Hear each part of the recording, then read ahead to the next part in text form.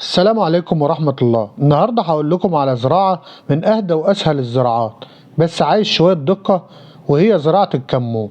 اللي يركز في اللي هقوله ده هيطلع محصول نضيف وناشف وريحته ذكية بإذن الله. ميعاد زراعة الكمون بيتزرع من آخر نوفمبر لحد نص ديسمبر، وده من أهم حاجة. لو الزرع بدري المحصول يتلسع، ولو الزرع اتأخر يتعرض للصقيع ويجيله دودة ويضعف.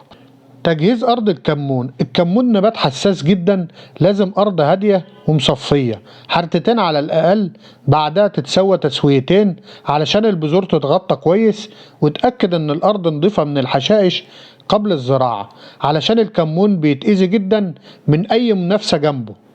التقاوي، الفدان بياخد من 6 ل 8 كيلو حسب نوع الأرض، واختيار تقاوي نضيفة لونها فاتح، وتأكد إن البذور مش مخلوطة بأي بذور أعشاب، والأهم إنك ما ترشهاش قبل الزراعة، لأن الكمون حساس جدا لأي مبيد يمس البذرة. طريقة الزراعة عندك طريقتين. أول طريقة على سطور، ودي الأفضل، بين السطر والسطر 20 سنتي. تاني حاجة البدار، تمشي في الأرض مرتين علشان تغطي البذرة كويس ومتبقاش عميقة، لأن الكمون مش بيحب الدفن العميق، لو اتدفن بزيادة مش هيطلع. الري، ودي أهم نقطة في الزراعة، لأن الكمون عدو المية. بندي رية الزراعة وتكون خفيفة، وبعد 20 إلى 25 يوم ندي رية تانية على الحامي. لو المية زادت بتسبب أعفان جذور ويصفر ويتغير المحصول. التسميد، الكمون مش بيحب أزوت كتير في الزراعة، بندي سوبر فوسفات في الخدمة.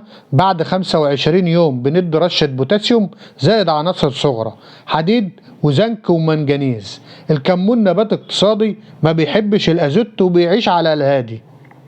نيجي بقى لمكافحة الحشائش. المشكلة الكبيرة في الكمون هي الحشائش. لو الأرض نظيفة هتريحك، لكن لو فيها حشائش هتستخدم مبيد موجه للحشائش بعد الزراعة وقبل الري، أو اعمل عزقة خفيفة بعد 30 يوم من الزراعة. نيجي لمكافحة الآفات. أهم حاجتين لفحة الكمون، وبتظهر لو في رطوبة عالية. الحل بندي رشة فطر خفيف أول ما تشوف بقع على النبات. تاني حاجة الحشرة القشرية والمن، وبيظهر في الدفا. والحل رشة زيت معدني زائد مبيد خفيف مرة واحدة. وخليك فاكر الكمون لو الري نضيف والأرض نضيفة مش محتاج مكافحة كتير.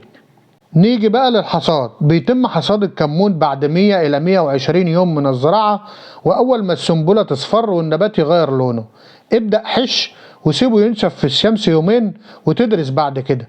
ولو مشيت على الخطوات دي بإذن الله هتاخد محصول ممتاز. ولو عندك أي سؤال عن الكمون أو عايزين فيديو لمحصول تاني سيبولي تعليق وانا هشرح لكم كل حاجة بالتفصيل. وزي ما عودناكم شعار قناة طرق الزراعة، هنحصد علشان زارعين.